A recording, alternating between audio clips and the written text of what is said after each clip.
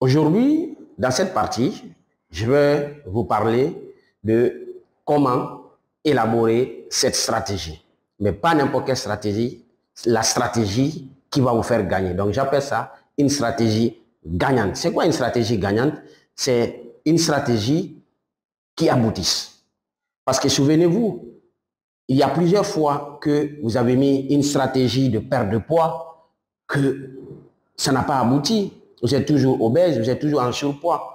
Ça fait très longtemps que vous avez mis une stratégie d'épargne et d'investissement financier, mais ça n'a pas abouti. Peut-être que la stratégie en elle était bonne, mais la façon dont vous êtes pris n'a pas été cohérent ou adéquate. C'est pas justement cette manière qu'il fallait s'y prendre. Donc c'est très important que vous sachiez les 3 étapes que je vais vous parler, 3 étapes pour la mise en place d'une stratégie ou l'élaboration d'une stratégie gagnante. Parce que la stratégie gagnante, si vous me permettez, donc c'est élaborer une stratégie gagnante, c'est mettre ou définir les moyens et préciser les solutions à mettre en œuvre pour réduire l'écart entre ce que vous faites de mieux, ce que l'on fait de mieux, ce que votre entreprise fait de mieux, de ce que souhaitent les clients.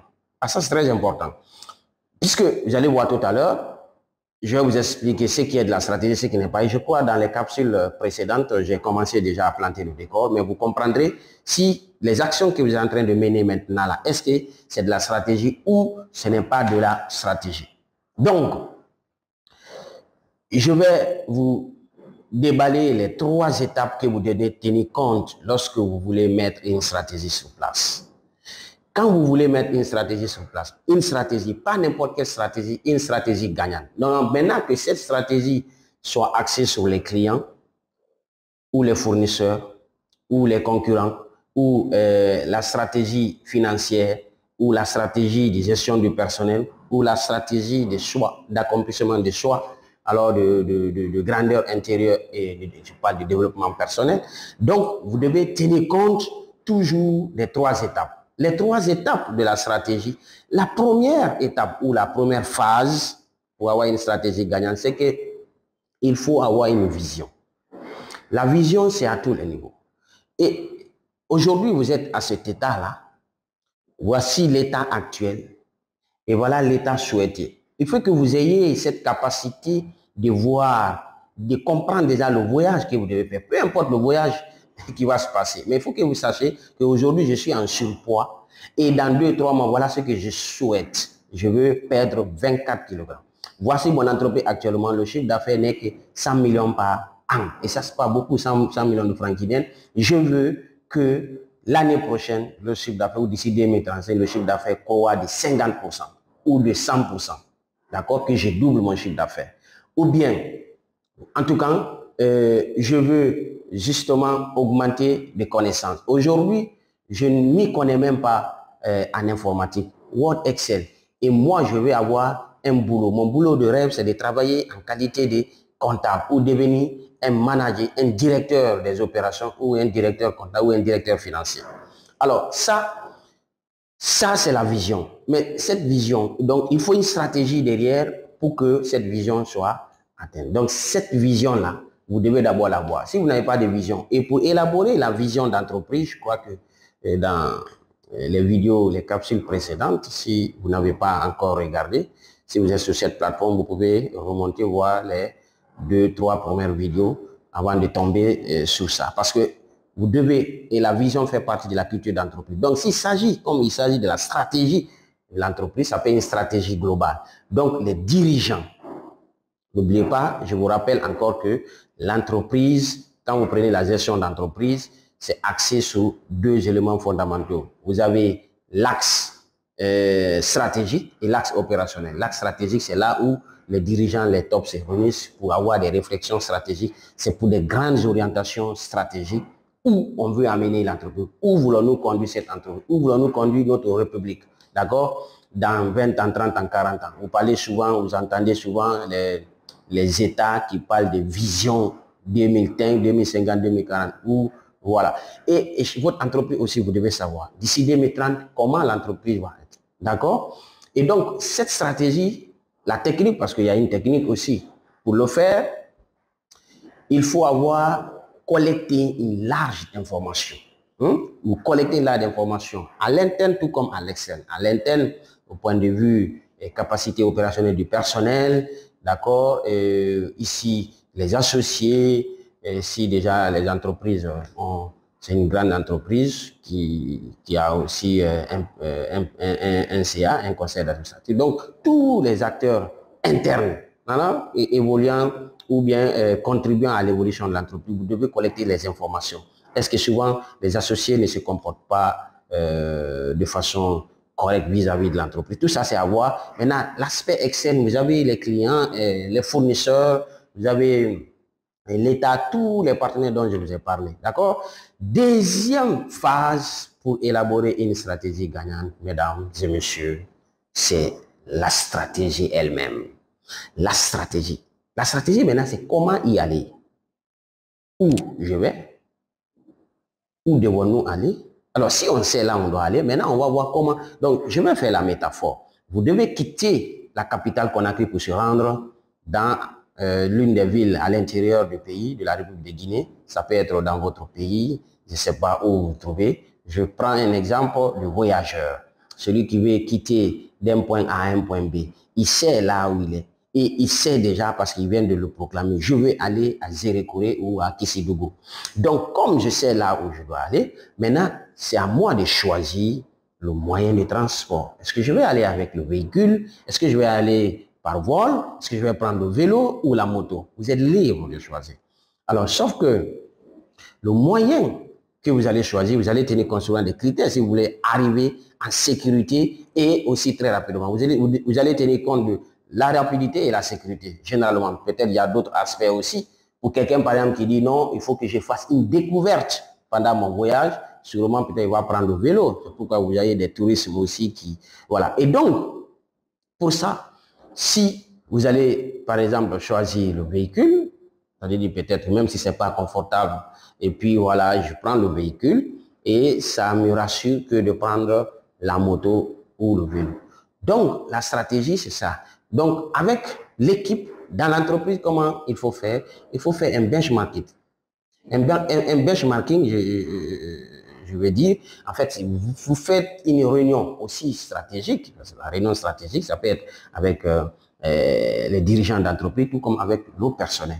Vous regardez, vous faites déjà un rapprochement ou un recoupement des informations, les meilleures pratiques, les best practices que les gens font. D'accord? Vous faites l'analyse des échecs que vous avez faits et ce que les autres ont fait, c'est très important. Vous saisissez les recettes des autres. Voilà pourquoi déjà je vous recommande de faire beaucoup de formations. D'accord? Vous allez voir, dans certaines formations, vous allez acheter la recette. C'est pas la formation, mais si quelqu'un partage son expérience, donc c'est très important, vous vous servez de cette expérience pour ne pas justement mettre du temps à atteindre l'objectif. Donc, vous faites toutes ces analyses-là et ensuite, la troisième étape, vous allez mettre en œuvre cette stratégie. Ça, c'est le déploiement, c'est le pilotage et le suivi déjà de ce que vous êtes fixé comme vision et déjà le voyage que vous avez entamé. Donc, dans la pratique, il y a des outils, justement, vous comprendrez que parfois, l'outil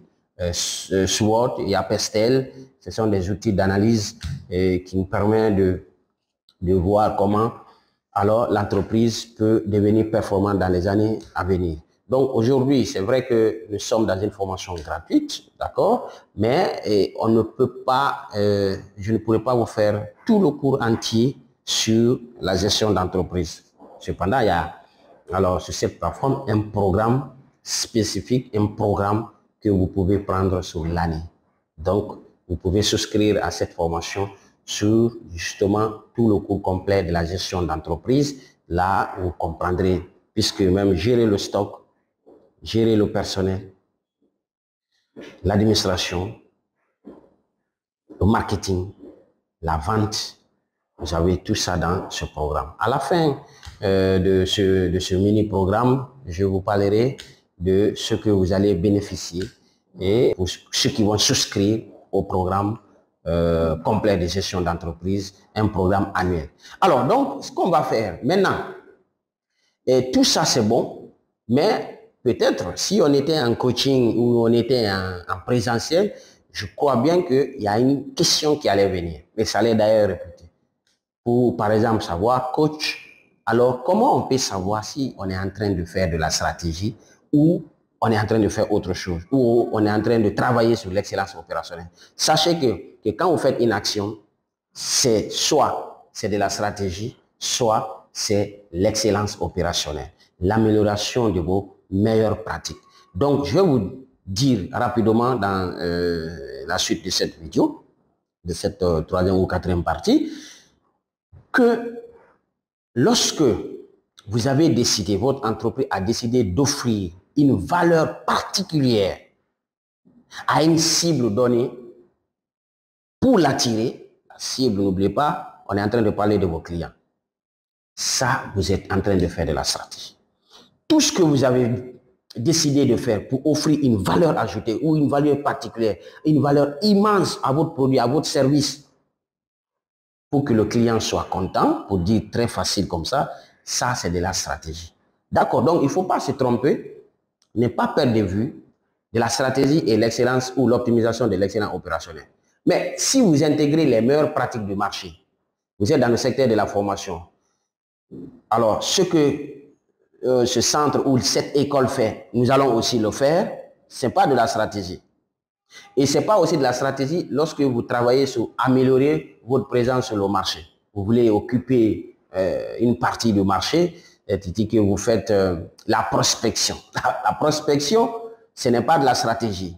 C'est vrai, lorsqu'on parle, ce sont des cours, des techniques commerciales, parce que lorsqu'on veut donner les cours sur les techniques, c'est pourquoi on dit souvent stratégie et technique commerciale. Les techniques commerciales, vous avez toutes les pratiques qu'il faut faire, la prospection, les appels à foire, et comment convaincre les clients, les pitchs, élévateurs, tout ça là, c'est dans la vente. Ne vous inquiétez pas, dans un programme complet de la gestion d'entreprise, je vous parlerai d'un programme de vente spécifique. Et si vous voulez aussi prendre un cours spécifique sur la vente, vous pourrez aussi le trouver sur cette plateforme, un cours spécial sur la vente et le marketing. Le marketing, tout ça, c'est de l'optimisation de l'excellence opérationnelle et non de la stratégie.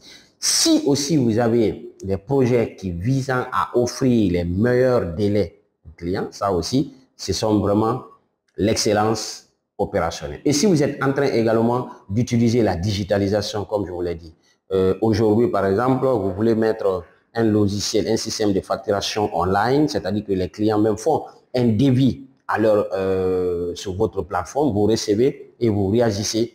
C'est vraiment, vous êtes en train de vous améliorer. C'est une excellence. En fait, c'est l'axe opérationnel. Je mets ça sur le deuxième axe de la gestion d'entreprise. Ça, c'est l'opérationnalisation. Vous êtes en train de vous améliorer, les meilleures pratiques, vous êtes en train de digitaliser, vous êtes en train de créer de la facilité à vos partenaires, clients, fournisseurs, autres. Mais tant que vous ne travaillez pas sur votre offre, tant que vous ne travaillez pas sur votre produit, tant que vous ne travaillez pas sur votre service, afin que le client dise « Waouh, quelle qualité! Waouh, quelle simplicité! Waouh, quelle valeur immense !» Vous connaissez sûrement l'histoire des iPhones. Aussi, lorsque vous avez fait un travail, ou faites un travail, je ne cesserai pas de le dire, pour améliorer l'expérience client afin d'affiner votre positionnement sur une échelle donnée, dans un segment ou dans un marché, ça c'est vraiment la stratégie. Vous avez amélioré l'expérience client. C'est-à-dire que depuis 2-3 ans, voici comment vous étiez en train de vendre vos plats. Voici comment vous êtes en train de vendre vos services, de pratiquer, alors de construire vos logements, si vous êtes dans le BTP. Voici comment vous êtes en train de faire vos travaux routiers. Mais aujourd'hui, voici ce que vous avez fait qui a plu à vos clients et qui renforce davantage votre positionnement sur le marché. Et n'oubliez pas encore, c'est ce que je vous ai dit, ce que vous faites à longueur de journée, et c'est ce qui vous rend meilleur, c'est ce qui vous rend numéro 1, le number 1, le leader sur le marché. Pas ce que, justement, vous avez pensé faire pour votre entreprise. Oui, le client n'a pas besoin de savoir comment votre logiciel fonctionne. Il n'a pas besoin de savoir comment vous faites vos réunions. Ça ne l'intéresse pas. Le client a besoin justement de ce produit ou ce service, alors directement qui le connecte à ce produit lorsque vous êtes tombé amoureux de vos clients et de ses clients. Et dans un programme de vente, je parle souvent de ça, d'accord, de la stratégie commerciale. Maintenant, et c'est ce qui va d'ailleurs nous plonger dans les différents types de stratégies. Et nous allons commencer par number one, la stratégie axée sur les clients.